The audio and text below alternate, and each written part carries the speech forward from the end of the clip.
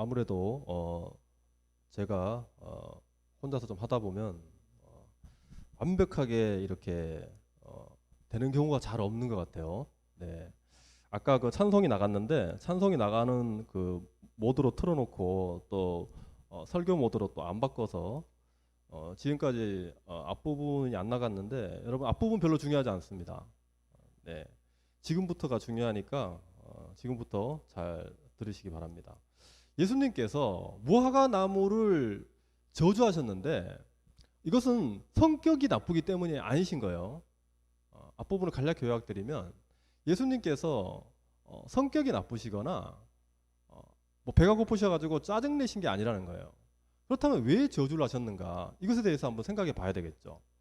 예수님께서는 이 잎사귀만 무성하고 열매가 없는 무화과 나무를 왜 저주하셨느냐? 이 무화과 나무는 여러분 어떤 것을 상징하냐면 예수님께서 성전에 들어가셔가지고 성전을 청결하게 하실 때 거기에 대해 가지고 시비를 건 사람들이 있습니다. 그 대제사장들과 서기관들이라고 이제 나오는데 이 대제사장들과 서기관들을 포함한 이 바리새인들, 이 종교 지도자들이 바로 뭐냐면 잎사귀만 무성한 열매 없는 무화과 나무라는 것이에요. 그러니까 이들이 앞으로 어떻게 될 것인가? 그들의 종말에 대해 가지고 예수님께서 보여주신 것이죠. 그들의 종말은 뭐냐면 열매를 맺지 못하기 때문에 말라 죽을 것이라는 것입니다. 열매를 맺는다고 하는 것은 말씀을 듣고도 깨닫지 못하는 걸 얘기한다라고 마태복음에서 제가 몇 번 말씀을 드렸죠. 열매를 맺지 못한다는 것, 열매를 맺으라 그러죠. 열매를 맺는다는 얘기는 말씀을 깨닫는다는 얘기입니다. 예수님께서 하신 말씀을 듣고 그 말씀을 깨닫는 것이 열매를 맺는다는 것이에요. 이 종교 지도자들은 예수님의 말씀을 전혀 깨닫지 못하고 잎사귀만 무성하고 열매가 없는 무화과 나무와 같다는 것입니다. 그래서 예수님께서 그런 하나님의 말씀을 전혀 깨닫지 못하는 그런 종교 지도자들은 결국에는 지옥불에 던져지겠죠. 그 영혼은 말라 죽어버릴 것입니다. 그래서 그들의 종말을 오늘 보여주시고자 말씀을 듣고도 깨닫지 못하는 사람들이 어떻게 될 것인가를 보여주시고자 무화과 나무를 저주하셨다는 것입니다. 우리도 여기에서 얻을 교훈은 이렇게 겉으로 보기에는 잎사귀만 무성한 종교인일 수 있어요. 교회는 열심히 다니는 것 같고 뭔가 말씀은 많이 아는 것 같지만 실제로 이런 종교 지도자들과 같이 겉으로 보이는 종교 생활은 있을지언정 진정한 신앙인의 모습, 그 안에 예수님의 말씀을 깨닫는 것이 없을 수 있다는 것입니다. 그렇다면 이들처럼 우리도 같은 운명에 처할 수밖에 없는 것이죠. 마태복음 앞 3장에서 세례 요한도 그랬거든요. 좋은 열매를 맺지 못하는 나무는 찍혀 불에 던져질 것이다 라고 얘기했습니다. 이것에 대해서 예수님께서 오늘 다시 한번 확실하게 보여주신 것이죠. 말라버린 그 무화과 나무는 결국에는 불에 던져져서 장작불로 쓰이고 말 것이라는 것입니다. 저와 여러분이 그렇게 되지 아니하고 말씀을 깨달아서 열매 맺는 저와 여러분이 되었으면 좋겠습니다. 여러분 제자들은 예수님께서 지금 말씀하신 것처럼 무화과 나무를 저주하신 이유가 제가 지금 말씀드렸던 그것이 분명합니다. 왜 무화과 나무를 저주하셨는지 그 이유는 이 종교 지도자들과 말씀을 깨닫지 못하는 사람들을 향한 메시지예요. 그런데 제자들이 이것을 깨닫지 못한 것이죠. 깨닫지 못하고 제자들은 뭘 묻냐면 이 무화과 나무가 어떻게 갑자기 그렇게 말라 죽었습니까? 여기에만 관심이 있는 거예요. 예수님께 질문할 때 궁금해하는 건 좋아요. 와서 예수님께 예수님 무화과 나무가 열매를 맺지 못하면 그냥 놔두시면 되지 굳이 그 왜 무화과 나무를 말라 죽게 하십니까? 이렇게 질문하지 않았다는 것이에요. 그렇게 질문하지 않고 어떻게 무화과 나무가 이렇게 예수님 말씀하시자마자 바로 말라 죽습니까? 이렇게 물었다는 것이에요. 제자들이 왜 그렇게 물었냐면 오늘 본문 앞쪽에 가면 어떤 사건이 나오냐면 사람들이 이 귀신 들려가지고 아들이 귀신 들려가지고 간질병에 걸린 이제 아들이 있는 사람이 예수님께 와가지고 제자들에게 자기 아들을 데리고 갔더니 제자들이 못 고치더라는 것입니다. 그래서 제자들을 못 고치니까 예수님께서 믿음이 없고 패역한 세대요 라고 하면서 그 아들을 내게 데리고 오라 그래가지고 귀신을 꾸짖어서 내쫓는 사건이 있습니다. 그 제자들이 볼 때는 자기들은 못하는데 예수님은 하시거든요. 그래서 더 궁금했을 거예요. 그냥 어떻게 그렇게 말씀 한마디로 무화과나무가 그렇게 확 말라 죽어버렸는지, 그것도 즉시. 그런데 사실 이것도 제자들이 지금 약간 자신들이 뭘 물어야 되는지도 잘 모르는 거예요. 왜냐하면 여러분 예수님께서 어디 뭐 기적을 한두 번 보여주셨습니까? 뭐 물 위로 걸어오시고 뭐 죽은 자를 막 살리시고 여러 가지 기적들을 많이 보여주셨잖아요. 그런 기적들을 많이 봤음에도 불구하고 예수님께서 또 무화과나무를 말라 죽게 하는 이 기적을 보여주셨을 때 어떻게 이런 일이 벌어지냐고 신기했다는 것입니다. 오히려 이런 제자들의 반응이 더 새삼스럽지 않습니까? 이제는 좀 이렇게 예수님, 역시 예수님, 뭐 이렇게 좀 반응을 했어야 되는데 여전히 질문하는 것이 도대체 무엇을 알고 싶어 하는지 애매할 정도로 이런 질문들을 하고 있는 것입니다. 예수님은 말씀으로 무화과나무를 말라 죽게 하실 수 있는 능력의 소유자시죠. 어찌되었건 제자들의 이러한 방향성 없는 이런 좌충우돌하는 질문 덕분에 우리는 또 한 가지 유익을 얻는 것이에요. 제자들의 엉뚱한 질문 덕분에 우리는 이 바로 무화과나무를 말라 죽게 하는 그 능력의 비밀이 무엇인지를 오늘 말씀을 통해서 알 수 있게 되는 것입니다.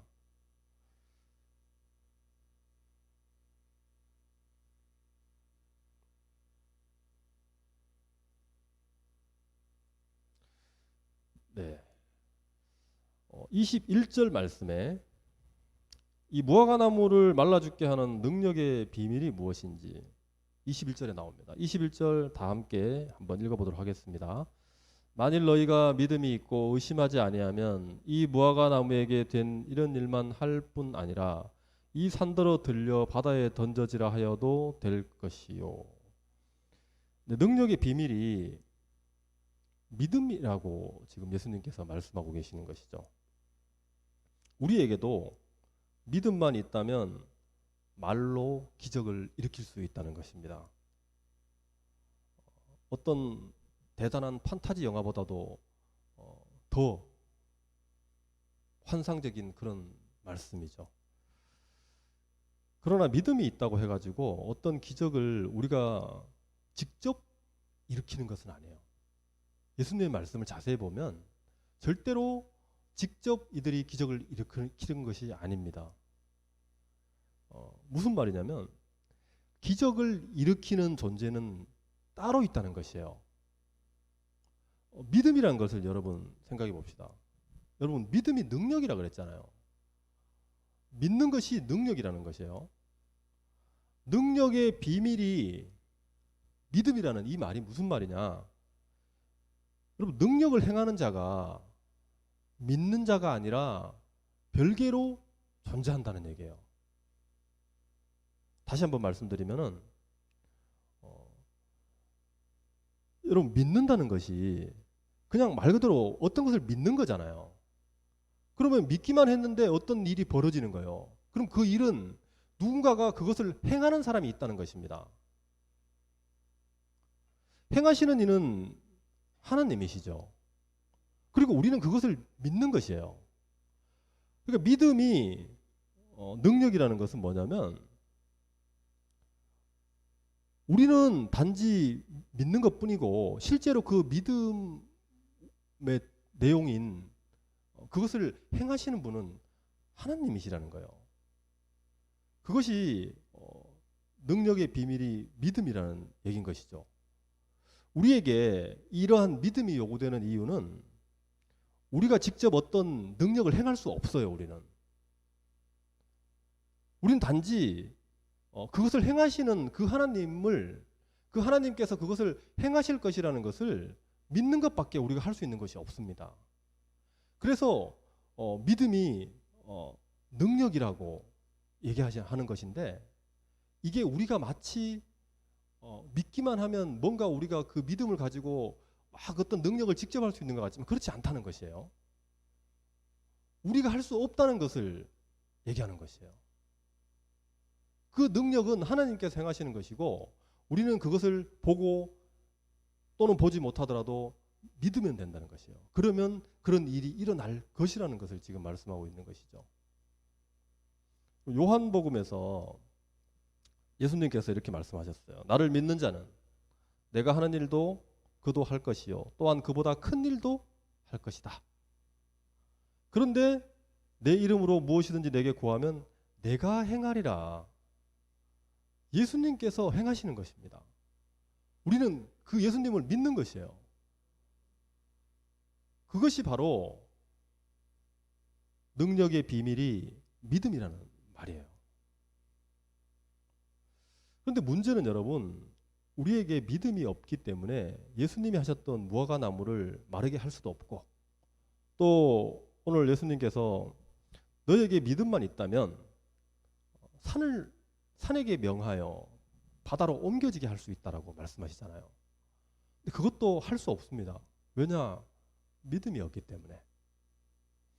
믿음은 겨자씨만큼만 있어도 되는 거예요. 그런데 이 제자들에게는 그러한 믿음이 없어요. 그래서 오늘 예수님께서 너희에게 믿음이 있다면 이 산더러 명하여 바다로 던져지라 하여도 될 것이다 라고 말씀하시는 이 말이 사실 큰 의미가 없어요. 제자들에게. 절대로 제자들은 이 산을 들어서 산에게 명하여 가지고 바다로 던져지게 할 수 없다는 것입니다. 왜냐하면 제자들에게 믿음이 없으니까. 한 가지 예를 들어보면 이런 것이에요. 여러분, 절대로 성취될 수 없는 어떤 조건이 있어요. 예를 들면 80대 노인이 여기 80대 이제 어르신이 한 분 계십니다. 80대 어르신이 길을 지나가다가 어떤 사람을 만나가지고 뭐라 그러냐면은 내가 20대로 돌아간다면 내가 이 영주에 있는 모든 빌딩을 당신에게 주겠소 이렇게 얘기했다는 것이에요. 근데 여러분, 그 말을 듣는 사람이 기쁠까요? 안 기쁠까요? 전혀 기쁘지 않아요. 이 많은 빌딩을 다 주겠다고 해도 전혀 기쁘지 않습니다. 왜냐? 80대 노인이 20대로 돌아갈 가능성이 전혀 없기 때문이에요. 또 다른 예를 들어보면, 여러분, 우리가 대통령 선거할 때 보면 대통령이 당선될 가능성이 없는 사람이 굉장히 큰 공헌을 하는 걸 볼 수가 있어요. 대통령이 될 가능성이 있는 사람들은 그래도 자기가 대통령이 되면 하게 될 일에 대해서 공약을 하더라도 조금 조심스럽게 해요. 뭐 막바지에 가면 막 지르는 경향이 있긴 한데 어쨌거나 자기가 당선되면 그걸 지켜야 되니까 굉장히 좀 이렇게 실현 가능한 거를 내세웁니다. 그렇지만 당선 확률이 전혀 없는 후보 십몇 번 이런 사람들 있잖아요. 이런 사람들은 그냥 막 지릅니다. 왜냐? 당선될 가능성이 전혀 없으니까. 내가 대통령이 되면 모든 국민에게 젖먹는 어린아이에게까지 10억을 주겠다. 이렇게 공약할 수 있어요. 근데 그게 우리가 신경 씁니까? 그 사람을? 그렇다고 찍어줍니까? 안 찍어줘요. 왜냐? 당선될 가능성이 전혀 없으니까. 불가능하다는 얘기예요. 여러분, 해가 어느 쪽에서 뜹니까? 동쪽에서 뜨죠. 그런데 그렇게 얘기하는 거예요. 해가 만약에 서쪽에서 뜨면 내가 목숨을 바칠게. 여러분, 목숨 안 바치겠다는 얘기죠. 그만큼 우리는 절대로 일어나지 않을 일을 만약에 우리가 조건으로 내세운다 그러면 우리는 거기에 대해서 무슨 소리를 못 하겠습니까? 다 할 수 있는 거예요. 지금 예수님 말씀을 한번 보세요. 너에게 믿음만 있다면 이 산더러 명하여 바다에 던져질 것이다. 이게 지금 그 얘기예요. 여러분 제자들이 그러면 나도 이제 산더러 명해 가지고 야 너 이 산아 바다로 가. 그럼 바다로 가겠구나. 기뻤을까요?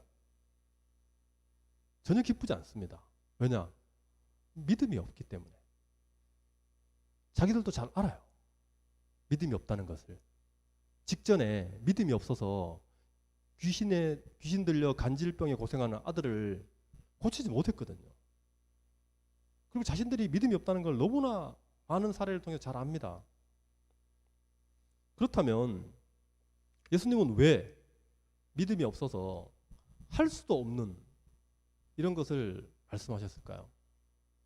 예수님이 허무맹랑한 그런 대통령 후보와 같진 않잖아요. 예수님께서 왜 그런 말씀을 하셨을까? 이것은 아마도 여러분 능력을 예수님께서 보여주셨잖아요. 그러면서 제자들이 덜컥 그걸 물었습니다. 예수님 그거 되게 신기하네요. 어떻게 그런 일이 벌어질 수 있습니까? 이렇게 제자들이 궁금해야 했잖아요. 그래서 능력을 탁 보여주셔가지고 궁금증을 유발하신 거예요. 제자들에게. 그 다음에 그 궁금증을 유발하게 하신 다음에 그 능력의 비밀이 무엇인지에 대해서 알려주신 것이에요. 그리고 그 비밀이 믿음이잖아요. 그 믿음이 얼마나 중요한지를 지금 말씀해 주시는 것이에요. 믿음만 있다면 산을 옮길 수 있다니까요. 믿음만 있다면 예수님께서 하셨던 무화과 나무를 말라 죽게 할 뿐만 아니라 이 세상의 모든 것을 할 수 있다라고 지금 예수님께서 말씀하시잖아요. 믿음이 얼마나 중요한지를 지금 말씀하고 계시다는 것입니다. 그래서 그 믿음을 사모하게 하시고자 하시는 거라는 거예요. 또한 자신들에게 믿음이 없음을 철저하게 깨닫게 하시는 거죠. 왜냐하면 예수님께서 지금 말씀하신 이후에 만약에 돌아가가지고 산에게 아무리 명령을 해봐요. 제자들이 산을 앞에 가가지고 감람산아 너 바다로 가라. 아무리 외쳐도 안 가잖아요. 그럼 자신들에게 믿음이 없다는 것을 더더욱이나 철저히 깨닫겠죠. 그렇게 제자들에게 자신에게 믿음이 없다는 것을 또 깨닫게 하시기 위해서 이런 말씀을 또 하셨다는 것입니다.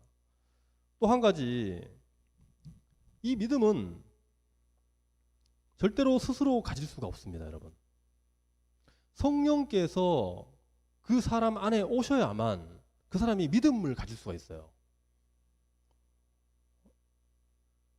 그런데 이것을 지금 알려주시지 않습니다, 예수님께서. 좀 더 지나서 알게 돼요, 제자들이. 지금 이렇게 말씀하시는 것은 철저하게 믿음의 중요성을 깨닫게 하시고 믿음이라는 것을 사모하게 하셔가지고 나중에 자기들이 아무리 발버둥 쳐도 그 믿음을 가질 수 없음을 깨닫게 하시고 그래서 그 믿음은 내가 갖는 것이 아니라 하나님께서 선물로 주시는 것임을 깨닫게 하는 중간 과정이라는 것이에요. 지금은 그런 중간 과정에 있는 것입니다. 믿음이라는 것은 성령을 통해서 갖게 되는 것이거든요. 예수님께서 나중에 죽으시고 부활 승천하신 이후에 성령을 이제 보내주십니다. 그때 가서 보내주시는 것이에요.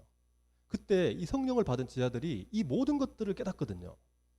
그때는 왜 예수님께서 이렇게 하셨는지 다 깨닫게 돼요.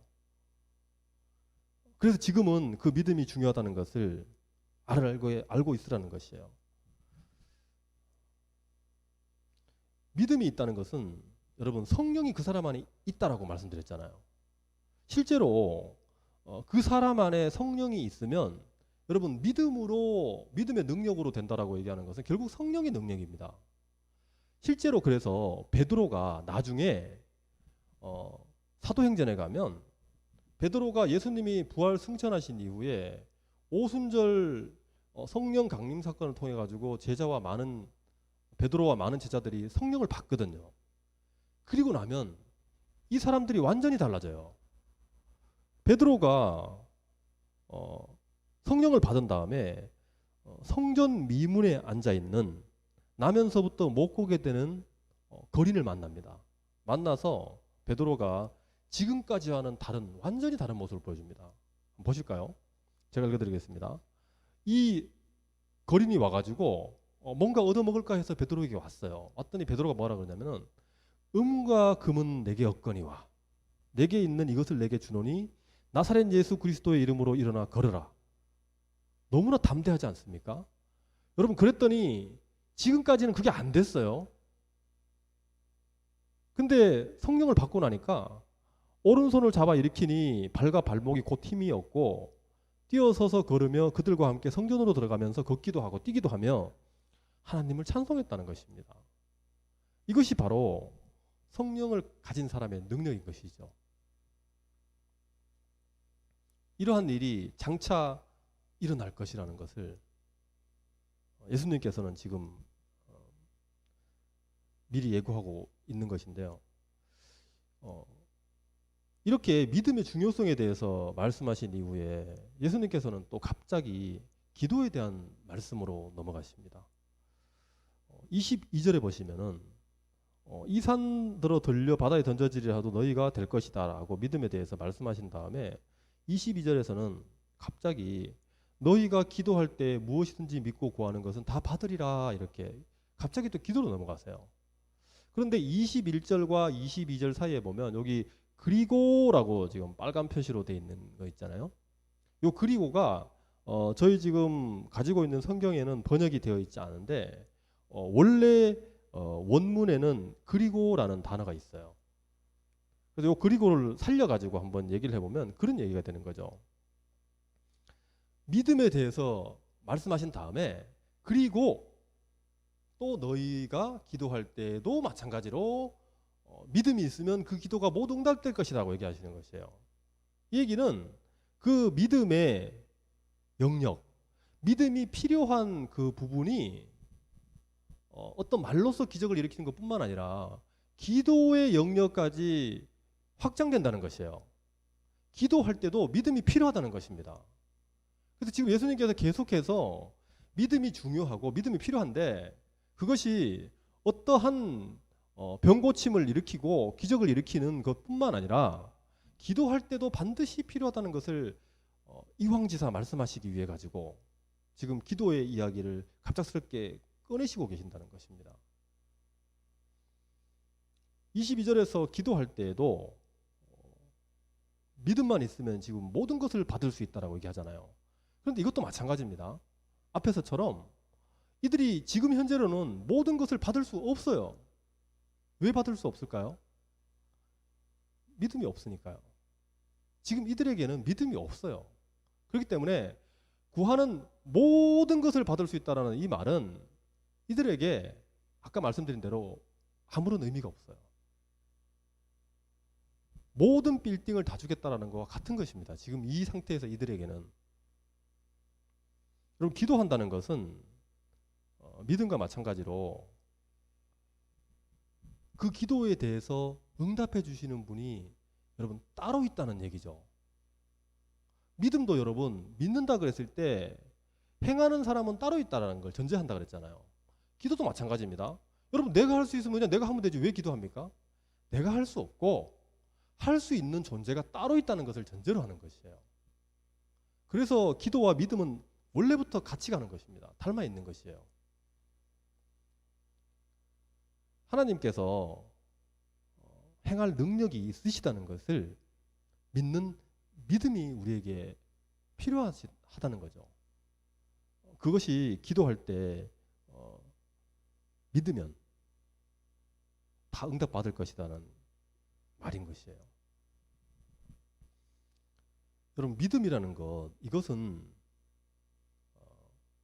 불가능하고 여러분 가장 또 잘 어울리는 말입니다. 기도라는 것도 마찬가지고요. 믿음이라는 것도 같이 가는데 이것은 불가능한 것과 같이 가요. 무슨 말이냐면 사람에게 여러분 불가능한 것을 전능하신 하나님에게 해달라고 하는 게 믿음이고 기도인 거거든요. 우리가 할 수 있는 거 있잖아요. 여러분 우리가 숟가락으로 밥 해가지고 먹고 밥 떠먹을 수 있는 거 여러분 앞에다가 놓고 하나님 제가 지금 밥을 먹을 수 있게 해 주시옵소서 막 이러지 않죠. 우리가 할 수 있는 건 우리가 합니다. 근데 원칙적으로 믿음이 필요한 것과 기도가 필요한 것은 뭐냐면 우리가 할 수 없는 불가능한 우리에게는 불가능한 것을 놓고 우리가 하는 것이에요. 이 산더러 저 산, 이 산을 바다에 던지는 것은 우리 사람에게는 불가능한 것이에요. 그런데 그것을 가능하게 하려면 그것을 하실 수 있는 분을 우리가 믿어야 하는 거잖아요. 그럴 때 믿음이 필요한 것이거든요. 기적이라는 것은 불가능한 것을 얘기하는 거잖아요. 사람이 할 수 있는 것을 우리는 더 쉽게 하기 위해 가지고 기도할 수도 있어요. 뭐 사업을 하는데 하나님 잘 되게 해주십시오. 기도할 수 있습니다. 하지만 원칙적으로 사람에게 이 불가능한 그러한 영역이야말로 기도가 필요한 고유의 영역이라는 것이에요. 믿음이 필요한 고유의 영역이라는 것입니다. 오늘 우리 대표 기도해주는 김문수 집사가 기도 내용처럼 여러분 기도가 얼마나 중요합니까? 근데 그것은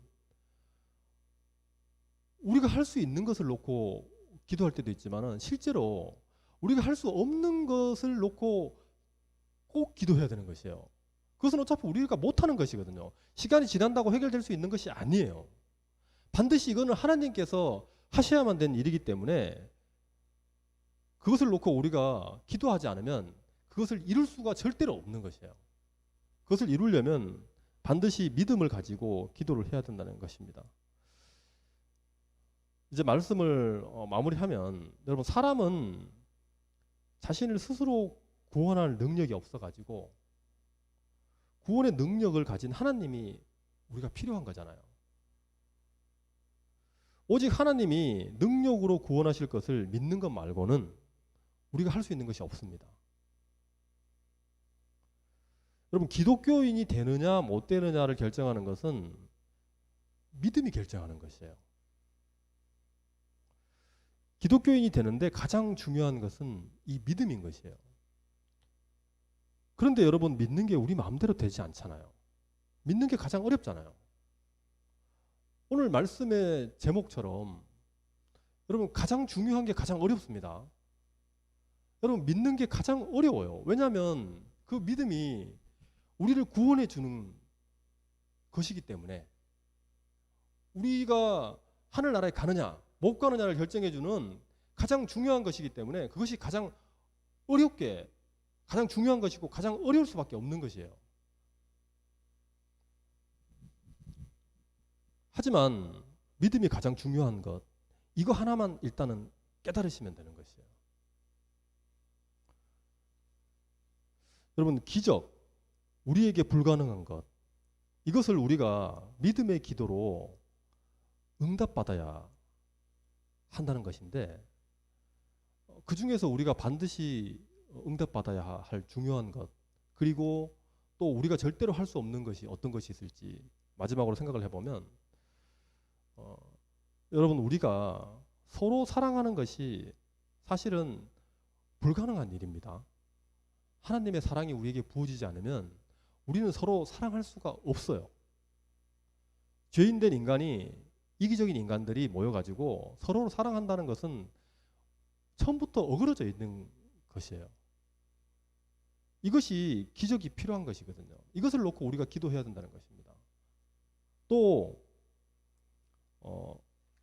고린도전서 말씀을 보시면 오늘 예수님께서 말씀하신 대로 산을 옮길 만한 믿음에 대해서 바울이 얘기를 하거든요. 산을 옮길 만한 모든 믿음이 있을지라도 사랑이 없으면 내가 아무것도 아니라고 바울이 얘기하거든요. 우리가 정말 믿음으로 구해야 되는 것은 이 서로 사랑하는 것이라는 거예요. 이게 불가능하기 때문에 이것을 여러분 그냥 안 됩니다. 이것은 반드시 믿음으로 기도해서만이 얻을 수 있는 것이라는 것이에요. 우리가 누군가를 미워하고 사랑하지 못한다면 반드시 기도해야 된다는 것입니다. 믿음으로. 그리고 또 불가능한 것이 어떤 것이냐면 내 자신이 나 자신이 복음으로 변화되는 것이 가장 어려워요. 사람이 하나님을 믿는 것이 불가능한 것입니다. 그래서 이것을 놓고 반드시 기도를 해야 되는 것이라는 거예요. 여러분, 그 종교 개혁의 가장 큰 인물인 우리 칼빈이 한 얘기입니다. 하나님은 이미 영원부터 작정해 놓으신 것들을 신자들의 기도로 요청받는다라고 칼빈이 이야기했어요.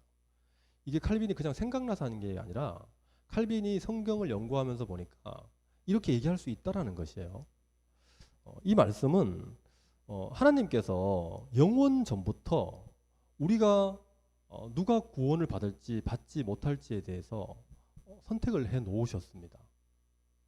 그리고 어떤 일을 이루어 가실 것을 하나님께서 다 작정해 놓으셨어요. 그런데 그렇다고 해가지고 그러면 우리가 할 수 있는 게 없네? 라고 누워 있을 것이 아니라는 것이에요.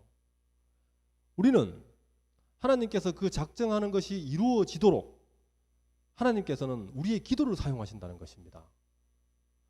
우리가 구원을 받으려면 우리가 믿어야 되잖아요. 우리가 그 믿음을 사모하도록, 우리가 그래서 믿음을 달라고 기도하도록 우리에게 하나님께서 요청하신다는 것이에요. 어떤 교회를 세울 때 우리가 그 교회를 놓고 기도하는 것은 하나님께서 그 교회를 세우시기로 작정하셨기 때문에 우리에게 그 교회를 놓고 기도하도록 만드신다는 것입니다.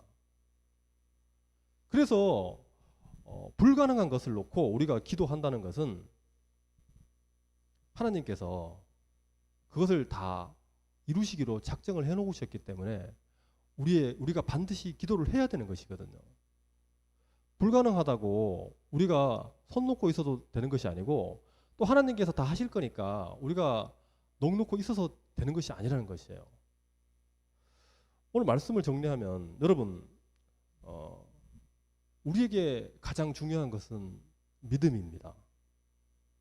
그런데 그 믿음은 우리 스스로 가질 수가 없어요. 그렇지만 하나님께서 우리를 구원하시기로 작정하셨다면 우리에게 믿음을 주실 거잖아요. 그리고 그것은 우리가 기도를 통해서 얻을 수 있는 것입니다. 우리가 기도해서 믿음을 달라고, 성령을 보내달라고, 그래서 또 우리가 서로 사랑할 수 있게 해달라고, 하나님을 굳건하게 믿을 수 있게 해달라고 이렇게 기도하는 것이 반드시 있어야만 그러한 일이 일어난다는 것이에요. 그것을 깨닫고 믿으시면서 다른 어떤 것보다도 이 가장 중요한 믿음, 그것을 달라고 늘 기도하면서 자신을 변화시켜 달라고 늘 기도하시기는 저와 여러분이 되시기를 바라겠습니다. 오늘 말씀 생각하시면서 할 수 있다 하신 이는 다 함께 찬양 하실 텐데요. 할 수 있다고 하신 그 하나님을 믿고 우리가 하는 것이에요. 기도하면 된다라고 얘기하면 우리가 기도하면 됩니다. 반드시 우리가 기도를 해야 그런 일이 이루어지는 것이에요. 그러한 믿음이 우리에게 가장 필요하고 중요한 것이죠. 할 수 있다 하시니는 찬양하시겠습니다.